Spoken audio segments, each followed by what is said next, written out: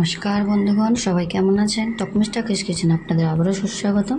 তো আমি আজকে বানাবো টক মিষ্টি দই। মিষ্টিও নয় আর খুব টকও নয়, এমন দই বানাবো।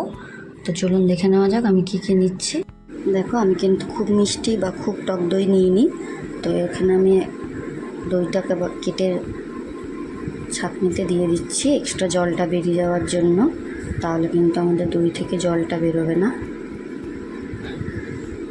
দেখুন, আমি কিন্তু জলটাকে ঝরতে দেবো কিছুক্ষণ, দিয়ে এবার আমরা অন্য কাজ করব। তো এখানে দেখুন, আমি এখানে 1/2 লিটার দুধ নিয়েছি। 1/2 লিটারটাকে আমি কমিয়ে ফুটিয়ে জাল দিয়ে ওটাকে আমি 300-350 মতন করে নেব। তো আমি কিন্তু খুব সহজ উপায়ে রান্না দেখানোর চেষ্টা করি আপনাদের।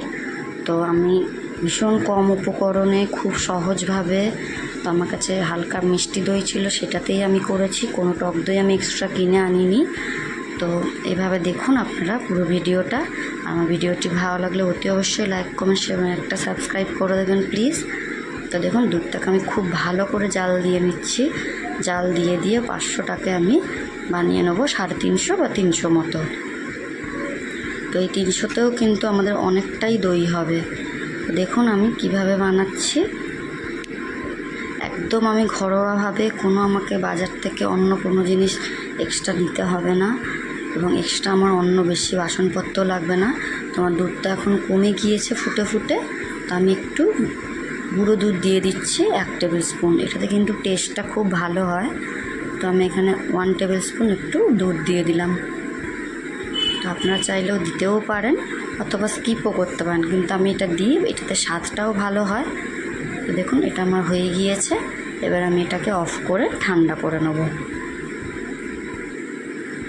এবার আমি অন্য কাজটা করে নিই। আমি স্টিলের বাটিতেই দই পাতবো, কোনো মাটির হাঁড়ি নিয়ে আসিনি। আর একটা ওই দইয়ের কাপ ছিল দোকানে, সেটাতেই আমি করব। তো দেখুন, আমি একদম ঘরোয়াভাবে ঘরে যেসব জিনিস থাকে সেসব জিনিস দিয়েই আপনারা পারবেন করতে। তো এভাবে আমি দইটাকে একটু লাগিয়ে নিচ্ছি ভালো করে বাটিটাতে।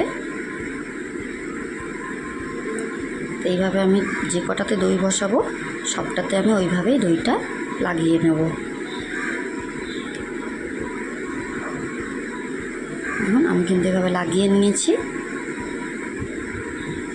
এবার আমরা অন্য কাজ করছি। দেখুন, দই থেকে কিন্তু জল বেরিয়েছে, সেটাও আপনাদের দেখিয়ে দিলাম। তো এই দইটাকে আমি একটু ভালো করে ম্যাশ করে নিচ্ছি।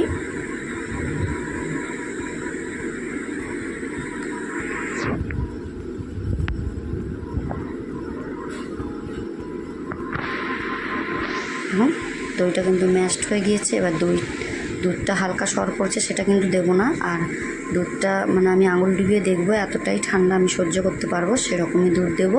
খুব ঠান্ডা দেবো না, বা খুব গরম দিলেও কিন্তু ছানা কেটে যাবে। তো অবশ্যই সেই দিকটা খেয়াল রাখতে হবে। দিয়ে দুধটাকে এইভাবে দইয়ের সাথে গুলিয়ে নিতে হবে ভালো করে। কত সহজ উপায় আমি দেখালাম, তাই না? দেখুন, দুধটা আমাদের গোলা হয়ে গিয়েছে।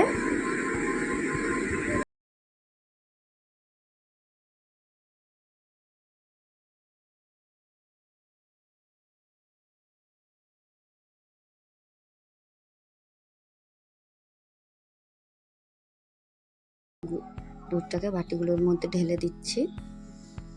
দেখুন, আমি 3টে বাটিতে দেবো। ওই 2টো স্টিলের বাটি আর একটা ওই কাপটায় দিচ্ছি। আর এটাতে কাঁচের বাটিটাতে লাগিয়ে রেখেছিলাম দই, কিন্তু সেটা লাগবে না আর।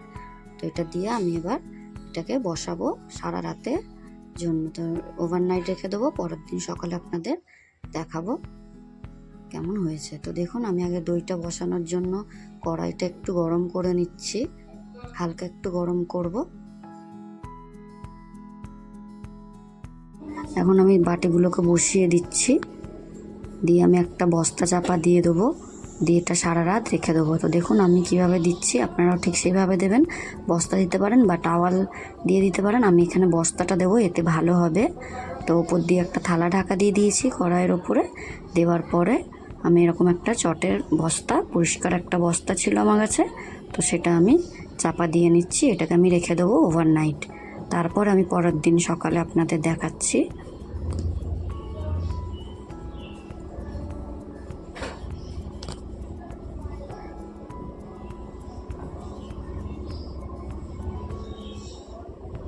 দেখুন এটা আমি কিন্তু পরের দিন সকালে এটা কীরকম জমেছে, দেখুন কীরকম জমেছে আমি সেটা দেখিয়ে দিচ্ছি, আপনারা দেখুন তাহলে বুঝতে পারবেন। তো এখানে আমার একটু ঘাম হয়েছিল থালাটাতে, তো সেটা একটু দইয়ের উপরে পড়তে একটু জল জল দেখাচ্ছে, নাহলে কিন্তু দইটা পুরো টাইট হয়েছে। তো দেখুন আপনারা, আমাকে জানাবে কমেন্টে কেমন হয়েছে। দেখা হবে আপনাদের সঙ্গে পরবর্তী ভিডিওতে। টাটা।